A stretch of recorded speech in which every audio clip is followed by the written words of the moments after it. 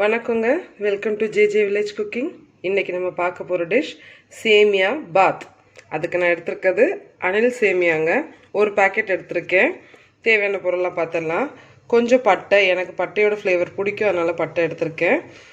கடுகு ஒரு அரை டீஸ்பூன், ஒரு தக்காளி, ஒரு சின்ன கேரட்டில் ஒரு கேரட், ஒரு 4 பீன்ஸ் எடுத்து நறுக்கி வச்சுருக்கேன் பொடியாக, 2 பச்சை மிளகா உங்களுக்கு எவ்வளோ தேவையோ போட்டுக்கலாம், உங்கள் காரத்துக்கு ஏற்ற மாதிரி தான்.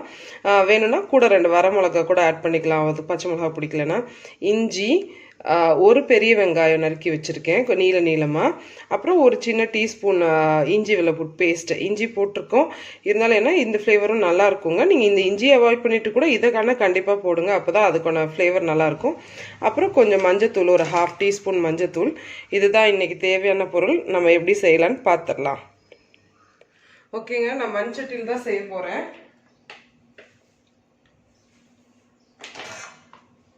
அதுக்கு தேவையான அளவு எண்ணெய் பார்த்துக்கலாம். எண்ணெய் நீங்கள் சும்மா ஒரு குழிக்கரண்டி ஊற்றினா கூட ஓகேங்க. ஆனால் இதுக்கெல்லாம் கொஞ்சம் கூட எண்ணெய் இருந்தால் தான் நல்லா டேஸ்ட்டாக இருக்கும். ஸோ எண்ணெய் ஊற்றிருக்கேன். எண்ணெய் காயட்டும், கொஞ்சம் ஹையில் வைக்கிறேன். ஏன்னா எண்ணெய் காயணும். எண்ணெய் காயாமல் எப்போவுமே நம்ம எதுவுமே போடக்கூடாது.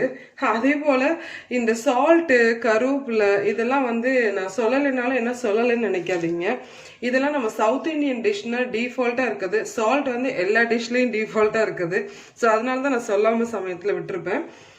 அதுவும் தான் முக்கியம். ஏன்னா சால்ட் இல்லாமல் நீங்கள் எப்படி என்ன டிஷ் செஞ்சாலும் கடைசியில் டேஸ்டியாக இருக்க போகிறது கிடையாது. ஸோ சால்ட் ரொம்ப முக்கியம். ஸோ கொஞ்சம் காஞ்சிருக்கு.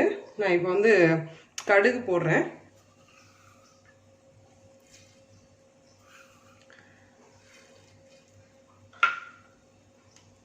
கடுகு வெடிக்கட்டும். கடுகு வெடித்து நான் கருவேப்பிலை போட்டுட்டேங்க.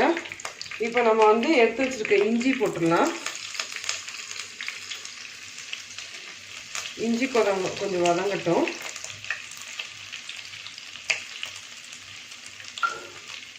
இஞ்சி வதங்கும் போதே நம்ம பட்டை போட்டுடலாம். சிம் ஆக்கிக்கோங்க, அடுப்பை சிம் ஆக்கிக்கோங்க.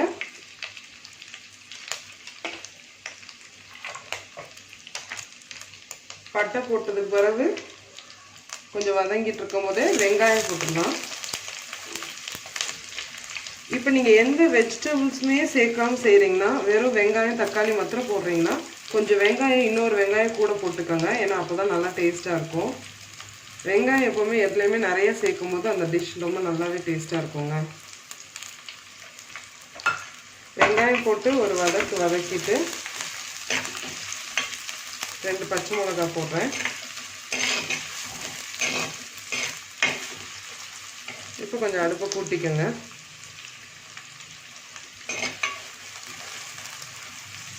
எப்போவுமே சேமியா உப்புமா இதுக்கெல்லாம் வெங்காயம் ரொம்ப வதங்கணுன்ற அவசியம் கிடையாது. அந்த டிரான்ஸ்பரண்ட் கலர் வந்துட்டாலே போதும். இப்போ நம்ம வெஜிடபிள்ஸ் வேறு போட போகிறனால லைட்டாக அது வதங்கின உடனே நம்ம வச்சுருக்க வெஜிடபிள்ஸை போட்டுடலாம்.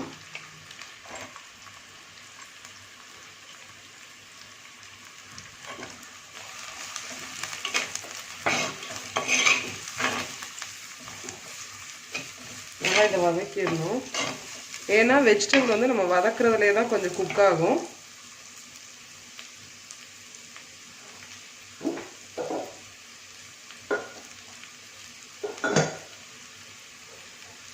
இந்த சமயத்தில் நான் கொஞ்சம் ராக் சால்ட் போடுறேங்க, கல் உப்பு போடுறேன்.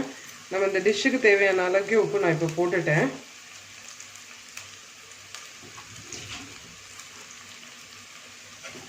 நல்லா வதக்கி விட வேண்டியதுதான்.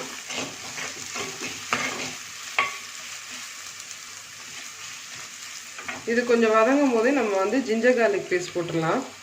ஏன்னா ஜிஞ்சர் கார்லிக் பேஸ்ட்டோட ரா ஸ்மெல்லும் போகணும். ஸோ அதுவும் முக்கியம். ஸோ அது வெஜிடபிளோடு சேர்ந்து வதங்கிடும்.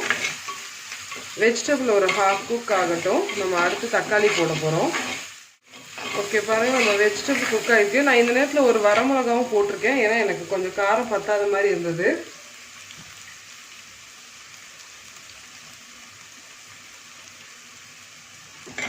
எதுக்கு நம்ம தக்காளி போடுறதுக்கு முன்னாடி கொஞ்சம் எல்லாமே நல்லா வதங்கியிருக்கணும்னு சொல்கிறோம்னா, அந்த ரா ஸ்மெல் போயிருக்கணும். ஏன்னா ஒன்ஸ் தக்காளி போட்டுட்டிங்கன்னா வேறு எந்த வெஜிடபிள்ஸுமே குக்காக விடாது. லைக் குக்காக விடும், பட் அந்த ரா ஸ்மெல்லை போக விடாது. தக்காளி தான் வதங்கும். ஸோ அதுக்கு முன்னாடி இந்த இஞ்சி பூண்டு பேஸ்ட்டெல்லாம் நம்ம வந்து அந்த ரா ஸ்மெல் போகிற அளவுக்கு வதக்கிடணும்.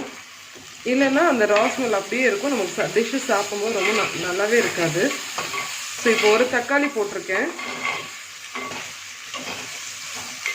புளிப்பு டேஸ்ட் பிடிக்குன்றவங்க கூட ஒரு சின்ன தக்காளியை இன்னொன்று கூட போட்டுக்கலாம். ஸோ நல்லா தக்காளியும் வதங்கட்டும்.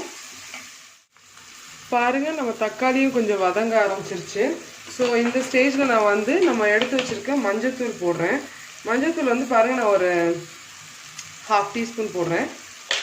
அது வந்து கலருக்கு ஏற்ற மாதிரி தான், இட்ஸ் நாட் நெசசரி. பட் மஞ்சள் சேர்த்துக்கிறதும் ஃபுட்டில் நல்லது தான், அதுவுமே அளவோடு இருக்கணும். ஸோ நான் இப்போ அடுப்பை சிம் பண்ணிவிட்டு நான் ஒரு பேக்கெட் சேமியாவுக்கு இது வந்து 1/2 லிட்டர் செம்புங்க, அதில் 3/4 செம்பு தண்ணி எடுத்திருக்கேன். இப்போ நீங்கள் எந்த வெஜிடபிள்ஸுமே போடலை அப்படின்ற பட்சத்துக்கு நீங்கள் வந்து ஒரு 1/2 செம்பு எடுத்தால் போதும். 1/2 லிட்டர் செம்பில் நான் 1/2 செம்பு எடுத்திருக்கேன். ஓகேவா? இப்போ காய்கறிலாம் போட்டிருக்கனால அதோடு சேர்ந்து அது கொதிக்கணும் அப்படின்றனால நான் என்ன பண்ணியிருக்கேன்னா ஒரு 3/4 செம்பு தண்ணி எடுத்திருக்கேன். நீங்கள் வந்து ஒரு காய்கறி போடலைன்னா வெறும் 1/2 செம்பு போட்டால் போதும். இதில் வந்து காய்கறி போடாமல் அப்படியே தக்காளி, வெங்காயம், அந்த இஞ்சி வெள்ளை பேஸ்ட் போட்டு இதே மஞ்சள் தூள் போட்டு பண்ணிங்கனாலும் ரொம்ப சூப்பராக இருக்கும். பட் குழந்தைங்களுக்கு இது ஒரு ஆப்ஷன் நம்ம வெஜிடபிள்ஸ் கொடுக்கறதுக்கு, அதனால் நான் வெஜிடபிள் போட்டிருக்கேன். ஸோ இப்போ இதை மூடி வச்சு நான் கொதிக்க விட போகிறேன். இந்த சமயத்தில் நீங்கள் உப்பு கரெக்டாக இருக்கான்னு செக் பண்ணிக்க. ஓகே, இங்கே பாருங்கள், நம்ம திறந்து பார்க்கலாம். நல்லா கொதிக்க ஆரம்பிச்சிருச்சு. ஸோ இந்த நேரத்தில் நீங்கள் நான் சொன்ன மாதிரி உப்பை செக் பண்ணிக்கோங்க. உப்பை செக் பண்ணிவிட்டு பத்தலைன்னா போட்டுக்கோங்க. கொஞ்சம் நல்லா அதை கொதிக்க விடணும். இந்த ஸ்பைசஸ்லாம் வந்து நான் இப்போ பட்டை சொன்னேன்ல, நீங்கள் வேணும்னா ஏலக்காய் ஆட் பண்ணிக்கலாம், கிராம்பு ஆட் பண்ணிக்கலாம், அதெல்லாம் நம்மளோட இஷ்டம். பட் பட்டை போடணும் கண்டிப்பாக, அந்த ஃப்ளேவர் நல்லாயிருக்கும். பிடிக்காதவங்க அதை அவாய்ட் பண்ணிக்கலாம், வெறும் கடுகு நம்ம கூட போட்டு தாளிச்சுக்கோங்க. அதே சமயத்தில் இதில் என்னென்ன வெஜிடபிள்ஸ் ஆட் பண்ணலான்னா, நீங்கள் உருளைக்கிழங்கு, பச்சை பட்டாணி இதெல்லாம் இன்னும் கூட ஆட் பண்ணிக்கலாம், இன்னுமே ரொம்ப நல்லாயிருக்கும். லாஸ்ட்டாக நீங்கள் வேணும்னா முந்திரி பருப்பெல்லாம் ஃப்ரை பண்ணி அப்படியே மேலே போட்டுக்கலாம், ரொம்ப ரிச்சாக வேணும்னு நினைக்கிறவங்க. நான் இப்போ வந்து ஒரு நார்மல் மார்னிங் பிரேக்ஃபாஸ்ட்டுக்காக செய்கிறேன். ஸோ இந்த நேரத்தில் நீங்கள் நல்லா கொதிச்சிட்ருக்கு பாருங்கள். நம்ம நல்லா நீங்கள் உப்பெல்லாம் செக் பண்ணிக்கோங்க. இப்போ நான் சேமியா போட போகிறேன். ஒரு பாக்கெட் சேமியா அதை அப்படியே போடுறேன். எப்பவுமே சேமியா போட்டுட்டு நல்லா அதை அப்படியே ஃபஸ்ட்டு தண்ணியோட மிக்ஸ் பண்ணி விடுங்க.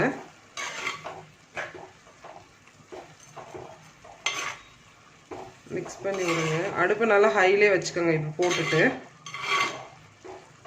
ஏன்னா ஹையில் இருக்கும் போது தண்ணி கூட இருந்தாலும் அதை நல்லா எடுத்துரும், அதுக்காக சொல்கிறேன். ஸோ ஓகே, நம்ம இப்போ தண்ணியில் நல்லாவே அதை வந்து சோக் பண்ணியாச்சு, அதாவது உள்ளே அமுக்கியாச்சு. ஸோ இந்த சமயத்தில் எனக்கு தண்ணி கொஞ்சம் கூட இருக்க மாதிரி இருக்குது. ஸோ நான் என்ன பண்ணுறேன், தண்ணி அப்படி உங்களுக்கு கூட இருக்க மாதிரி இருந்தால் நீங்கள் என்ன பண்ணுங்கள், மூடி போடுங்க. பட் கொஞ்ச நேரம் ஹை ஃப்ளேமில் விட்டுட்டு அப்புறம் சிம் பண்ணுங்கள். ஸோ நான் இப்போ மூடி வச்சுட்டேன், ஹை ஃப்ளேமில் தான் விட்டுருக்கேன். ஒரு 2 மினிட்ஸ் ஹை ஃப்ளேமில் விட்டுட்டு அப்புறம் சிம் ஆக்கி ஒரு 2 மினிட்ஸ் வச்சு ஆஃப் பண்ணிடலாம். பாருங்கள், நம்ம சேமியா பாத் ரெடி. ஹோட்டலுக்கெலாம் போனால் இதை நம்ம 100 ரூபா 150 ரூபான்னு சொல்லி வாங்கி சாப்பிடுவோம். அவ்வளோ ஈஸி, ரொம்ப ரொம்ப சிம்பிள், அதோட ஹெல்தியும் கூட. கண்டிப்பாக ட்ரை பண்ணி பாருங்கள். ட்ரை பண்ணிவிட்டு நம்ம சேனலை லைக் பண்ணுங்கள், ஷேர் பண்ணுங்கள், கமெண்ட் பண்ணுங்கள். இன்னும் நம்ம சேனலை சப்ஸ்கிரைப் பண்ணிக்காதவங்க சப்ஸ்கிரைப் பண்ணுங்கள்.